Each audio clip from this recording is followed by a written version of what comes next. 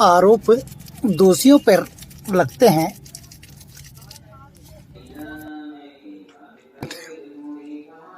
आरोप तो दोषी पे लगाया जाता है, वह कोई दोषी है।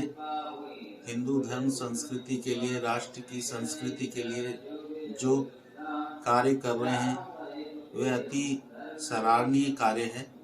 इसमें दोष वाली तो कहीं बात ही नहीं आती है। ये तो एक ईर्ष्या है।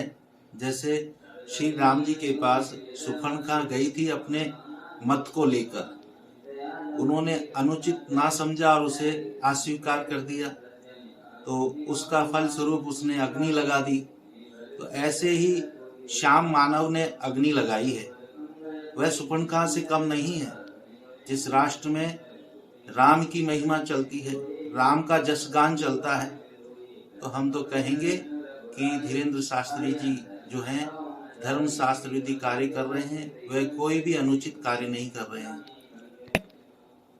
अपमान तो कलयुग चल रहा है, इसमें भी और त्रेता युग में भी संतों के प्रति राक्षसों ने किया है, तो कोई इसमें बदलाव नहीं है, ऐसा शुरू से ही है। जो हम तो राम जी की सेवा में रहते हैं, हम तो कहते हैं दुष्टों का भी कल्याण हो। उन्होंने धर्म शास्त्र का अनुसरण नहीं किया, इसलिए उनकी मति खराब हो गई है। ना हिंदुत्व कभी खत्म हुआ है और ना कभी होगा। सनातन धर्म संस्कृति सजीवनी बूटी है। ठीक है सर। धीरेन्द्र शास्त्री पर जो आरोप लगा रहे हैं वो लोग मेरे मतानुसार मूर्ख हैं। उनको जो हमारी सनातन परंपराएं हैं उनका ज्ञान नहीं है। धीरेन्द्र शास्त्री किसी प्रकार का दावा नहीं करते कि वो चमत्कारी हैं या किसी प्रकार का कोई जादू टोना इस तरह की बात नहीं करते।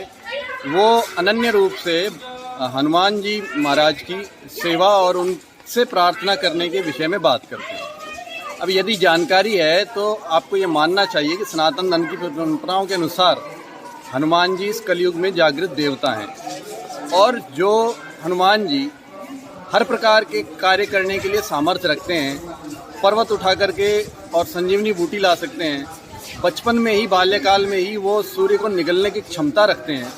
ऐसे हनुमान जी अपनी शक्तियों से यदि आपको चाहें तो क्या नहीं कर सकते हैं आपके लिए। जिस तरीके निश्चित रूप से आपने देखा होगा पिछले कुछ सालों में हिंदू अपने आप की जन चेतना को परिवर्धित कर रहा है, जागृत हो रहा है।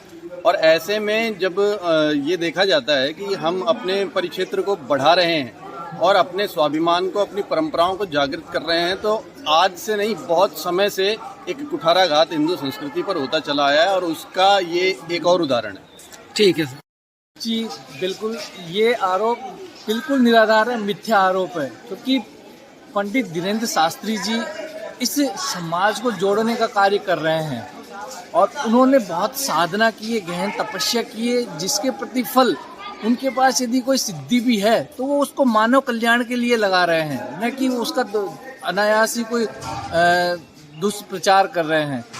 जो सनातन विरोधी ताकतें हैं, जो इस समाज को, इस देश को तोड़ना चाहती है, वो ताकतें उनके ऊपर आरोप लगा रही है, जो कि निराधार है, मिथ्या है और इसकी तरफ हमें ध्यान नहीं देना चाहिए और धीरेन्द्र शास्त्री जी का पूर्ण सहयोग करना चाहिए। ठीक है। आरोप दोषियों पर लगाए जाते हैं। धीरेन्द्र शास्त्री कोई दोषी नहीं जिन पर आरोप लगाए जाए।